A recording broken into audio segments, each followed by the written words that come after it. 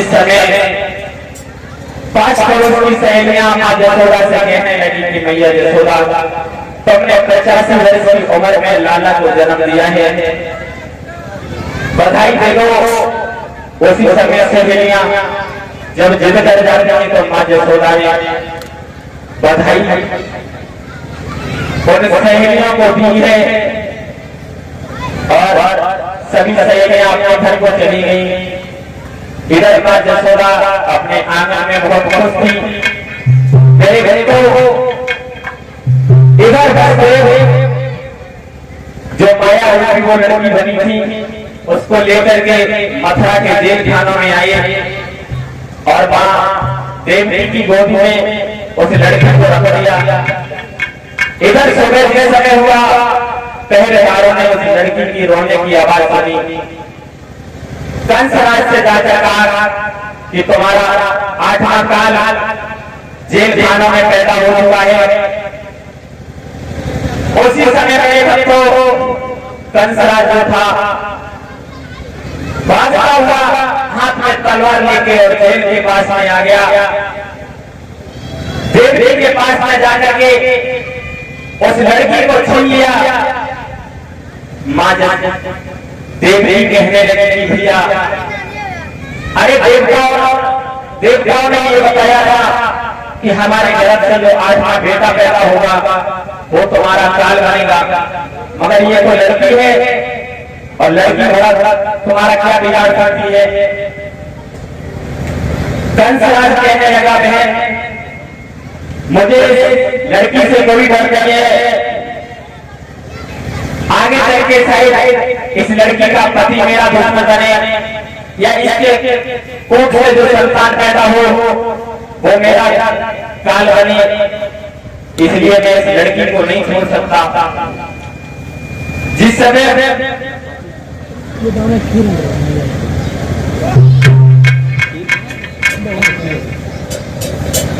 मेरे भक्तों, जिस समय कंसराज ने उस लड़की को छीन लिया और उस लड़की के पैर पकड़ के जिस समय मारने के लिए चाहा, वो लड़की छूटी और आकाश में चली गई और आकाश में घोर आवाज सुनाई दी और कंसराज से कहा,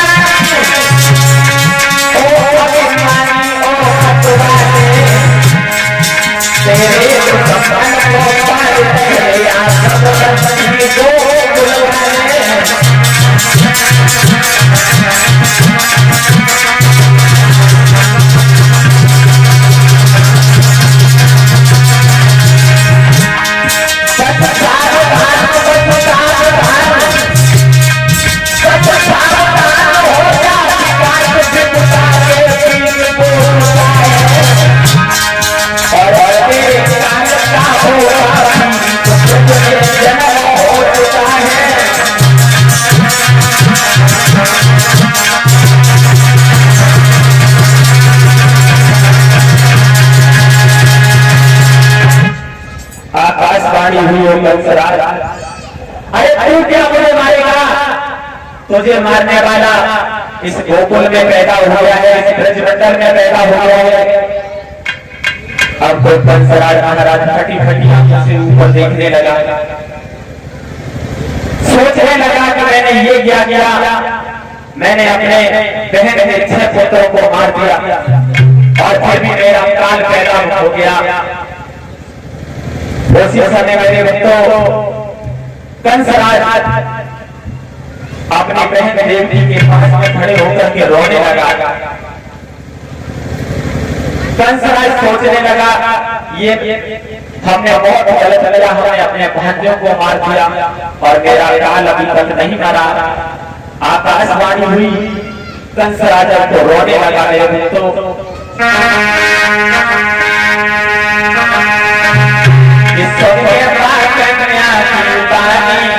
चेहरा सूख गयो।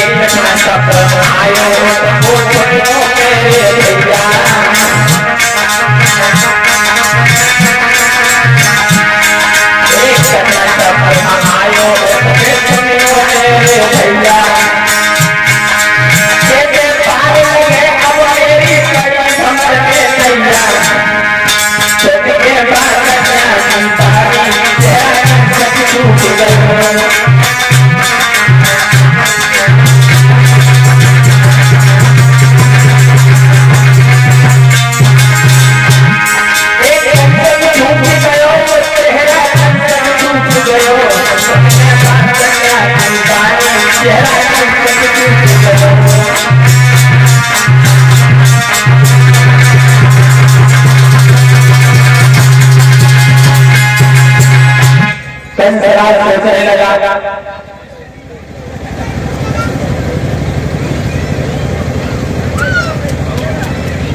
कि मेरा काल तो इस ब्रजमंडल में पैदा हो गया है। रोने लगा, अपनी बहन देवनी के पैर में करके कहने लगा कि बहन मुझे क्षमा कर दो, क्योंकि मैंने तुम्हारे बालकों को मारा है, फिर भी मेरा काल इस ब्रजमंडल में पैदा हो गया। अब तो देवनी जो थी अपने सर को घुटनों में लगा करके फपक फपक कर रोने लगी। कंस कहने लगा कि हम रोना। देवनी कहने लगी कि भैया मैं इसलिए नहीं रो रही हूं कि मेरे 6 बेटा मारे गए, मैं रो तो इसलिए रही हूं क्योंकि मेरे 6 बेटा मारे गए हैं, मगर मेरे भैया का काल नहीं अभी तक मरा।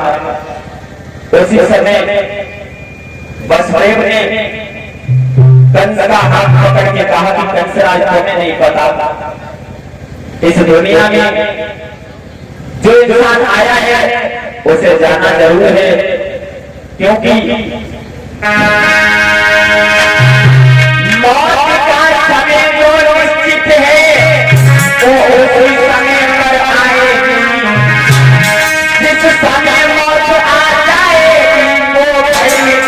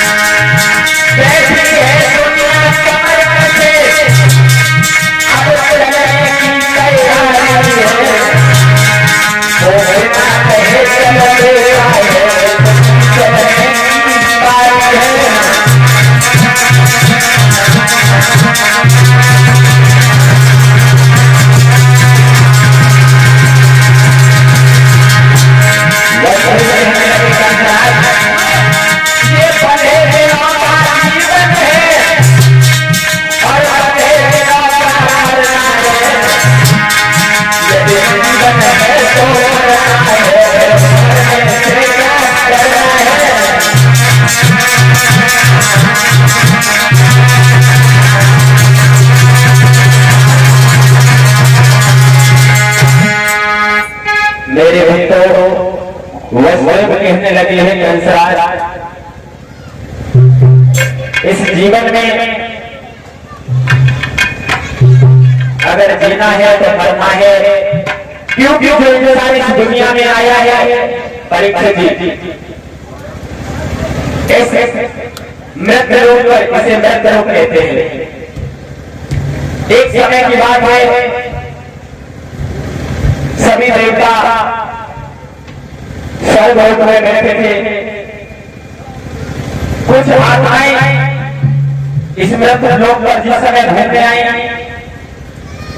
उन्होंने देखा कि इस मृत्यु लोक पर बहुत अच्छी फुलवारी और अच्छा लग रहा है। तो कुछ आत्माएं जो हमारे इस भूतल पर रहने लगी, इधर एक बार आत्मा जिस समय स्वर्गलोक में गई तो देवताओं ने कहा देखो, जो भी अगर मृत्यु लोक में जाएगा उसे बार बार आना पड़ेगा, और जो स्वर्गलोक में रहेगा वो कभी मरेगा नहीं। तो आत्माओं ने कहा कि मैं मृत्यु लोक में जाऊंगी, और इसीलिए हम लोग मरते हैं फिर जन्म लेते हैं, क्योंकि ये मृत्यु लोक में यहाँ पर जो इंसान आता है वो मरता जरूर है, और लोगों को मरता वही है जो जन्म लेता है। जो जन्म नहीं लेता वो कभी मरता नहीं, और जो मरता नहीं वो जन्म भी नहीं लेता कभी कभी।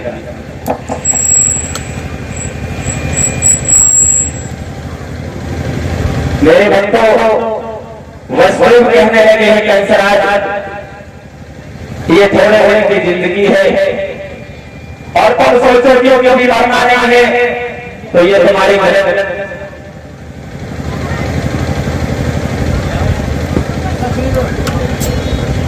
गलत फहमी है, क्योंकि यहाँ जो आया है मरता जरूर है। इधर कंसराज अपने महलों में जिस समय आया, कंसराज ने भक्तों अपने महलों में बेड़ा डाल दिया कि जो भी इस ब्रजमंडल में, परीक्षित जी, ब्रजमंडल 84 कोस में, और हमारा जिला एटा भी इसी ब्रजमंडल में लगता है। ब्रजमंडल 84 कोस में है। आकाशवाणी हुई कंसराज, तुम्हारा काल ब्रजमंडल में पैदा हुआ। अब तो कंसराज सोचने लगा कि 84 कोस ब्रजमंडल में अपने काल को कहां का ढूंढे। उसी समय बड़े बड़े राक्षसों को कंसराज ने भेजा अपने काल को मारने के लिए। अब बड़े बड़े सभी भक्त छोटा सा कीर्तन, उसके बाद आगे कथा को लेकर चल रहे हैं, क्योंकि आज ज्यादा समय हो गया है।